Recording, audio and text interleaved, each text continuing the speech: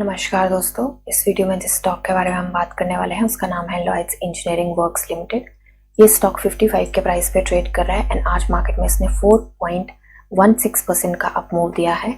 Market cap है इसकी 6,305 करोड़ की, प्रमोटर होल्डिंग 57.40% है, बुक वैल्यू इसकी 2.29 है, डिविडेंड यील्ड 0.18% है, इसकी फेस वैल्यू 1 है।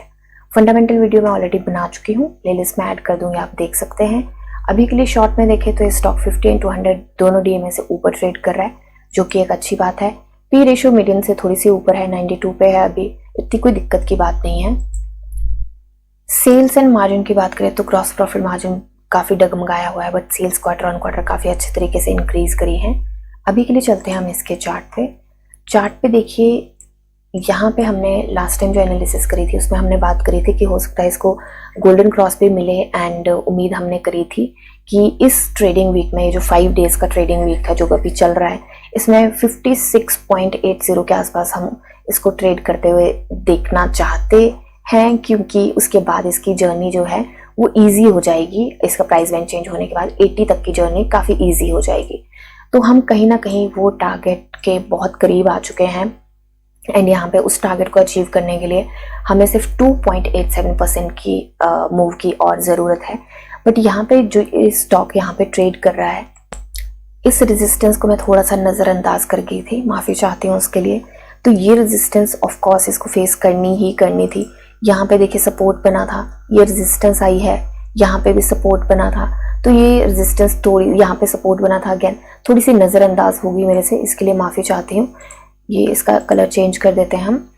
तो अभी के लिए इसी रेजिस्टेंस से ये थोड़ा सा रिजेक्शन लेके आया है, एंड कहीं ना कहीं उसी रेजिस्टेंस के ऊपर इस टाइम पे ये ट्रेड भी कर रहा है। तो अभी के लिए देखिए थोड़ी सी ऊपर होगी ये रेजिस्टेंस, जस्ट सेकेंड। तो बेसिकली अगर देखा जाए तो रेजिस्टेंस का हमने तो करेक्ट लगाया है, बट ये स्टॉक जो है थोड़ा सा ऊपर उसके बिल्कुल उसके ऊपर ही ट्रेड कर रहा है। तो अभी के लिए देखिए 2.87% के मूव की हमें ज़रूरत है, बट मुझे लगता है हमें टारगेट शायद रिवाइज करने पड़ जाएं, क्योंकि यूजुअली मुझे नहीं पता ये होगा कि नहीं होगा, बट एक्सपीरियंस से बता रही हूँ कि पहले यूजुअली क्या करता, जब ये एसएम में भी था तब भी ये क्या करता था कि फ्राइडे को जो इसका लास्ट ट्रेडिंग डे होता था वहाँ पे ये अपर सर्किट लगाता था यूजुअली। तो अब मुझे नहीं पता ये होगा कि नहीं होगा, जस्ट माई एनालिसिस। ठीक है, एक बार इसके बीएससी पे चलते हैं एंट्री के पॉइंट से डिस्कस करने से पहले। बीएससी पे देखिए इसका प्राइस बैंड जो है 10% का है, एंड न्यूज़ एज सच कोई भी नहीं है जो इसके प्राइस के अप या डाउन मूव में किसी तरीके का फर्क डालेगी। तो अभी के लिए हमारे पास टेक्निकल्स हैं, एंड जो प्राइस बैंड चेंज होना है वो न्यूज़ है, एंड जो हमने एनालाइज किया है इसके लॉयड ग्रुप के बाकी इसके कंपनीज जो हैं उनको, वो न्यूज़ हैं। तो काफ़ी सारी वैसे पॉजिटिव न्यूज़ है यहाँ पे। तो अभी के लिए एंट्री के पॉइंट से देखें तो सबसे पहले तो स्टॉप लॉस की बात करें तो मुझे लगता है कि फ्लक्चुएशन इतनी हो सकता है कल थोड़ी सी प्रॉफिट बुकिंग देखने को मिले। मैं ये नहीं बोल रही कि ज़रूरी है मिलेगी, हो सकता है हमें बहुत अच्छा मूव मिल जाए। वॉल्यूम की बात करें तो कल वॉल्यूम आया था 6 मिलियन का एनएसई पे, आज वॉल्यूम आया है 5.83 मिलियन का, ऑलमोस्ट 6 मिलियन का। उससे पहले आया था 5.27 मिलियन का। तो वॉल्यूम सेम सा है, यहाँ पे भी आप देख सकते हैं ग्रीन में है ये वॉल्यूम के बिल्डिंग्स।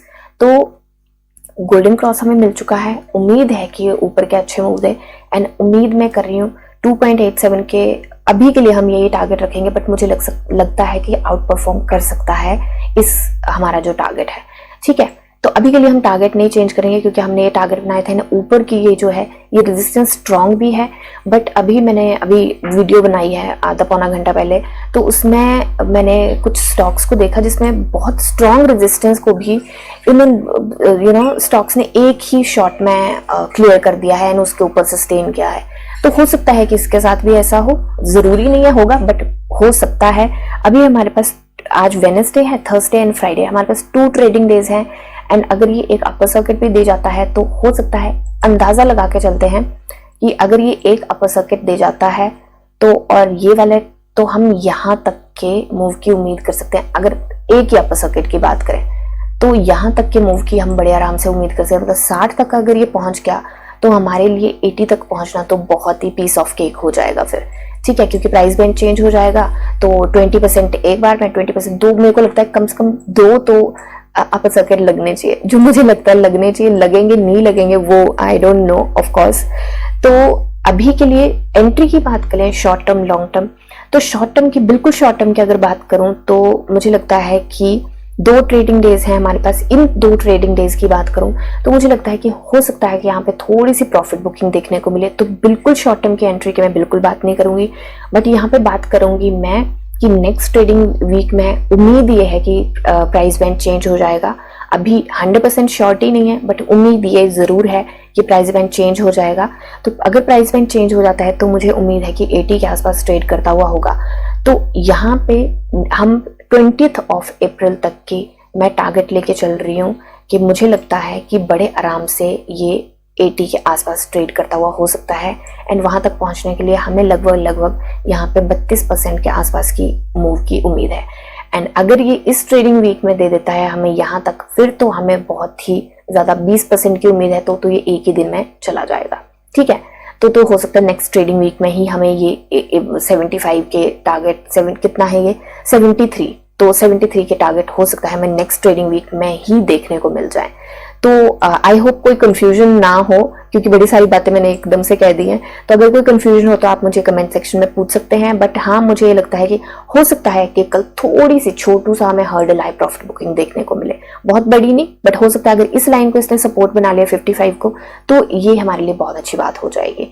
ठीक है, बाकी अगर इसकी RSI की बात करें ना एवरीथिंग, तो मुझे लगता है RSI जैसे 60 के ऊपर जाएगी, जो कि अभी जो है 60 पे है, 60.42 है, 60 के ऊपर ही है ऐसे, तो मुझे लगता है कि बहुत अच्छे मूव की उम्मीद मैं कर सकती हूँ यहाँ से। एंड 75-80 तो मुझे लगता है कि बड़े आराम से हम पहुंच सकते हैं। ठीक है, इफ एवरीथिंग गोज वेल, क्योंकि देखिए अब ये जो है ना वो एनालिसिस है अभी तक जो मेरे पास डेटा है उसके ऊपर। अभी मैं एक और स्टॉक है धनलक्ष्मी बैंक, उसके ऊपर मैंने एनालिसिस करी थी एंड बीच में मैंने एक दिन नहीं करी, उसमें कुछ ऐसी न्यूज आ गई। जिस दिन एनालिसिस करी थी तो उस दिन तक जो न्यूज थी उसके ऊपर मैंने एनालिसिस करी थी, तब तक नहीं लग रहा था स्टॉक भागेगा। फिर इसके बाद कुछ न्यूज आ गई तो स्टॉक भाग गया।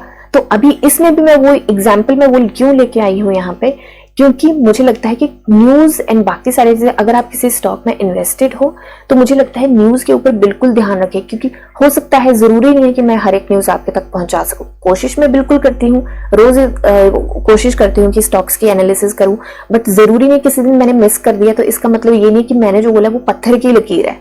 हो सकता है कोई ऐसी न्यूज आई हो जिसकी वजह से वो स्टॉक ऊपर गया हो, या हो सकता है कि मैंने टारगेट ज्यादा के यहाँ पे एनालाइज किए हो, बट कोई ऐसी न्यूज आ गई हो जिसकी वजह से नीचे गिर गया हो।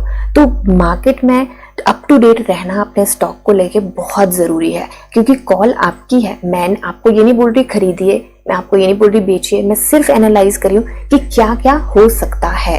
ठीक है, तो अगेन ये सिर्फ मेरी एनालिसिस है, बाय सेल होल्ड की बिल्कुल भी रिकमेंडेशन नहीं है। आप अपनी एनालिसिस कीजिए, जानिए समझे पढ़िए और फिर इन्वेस्ट करिए। मिलते हैं नेक्स्ट वीडियो में, तब तक के लिए शुक्रिया एंड हैप्पी इन्वेस्टिंग।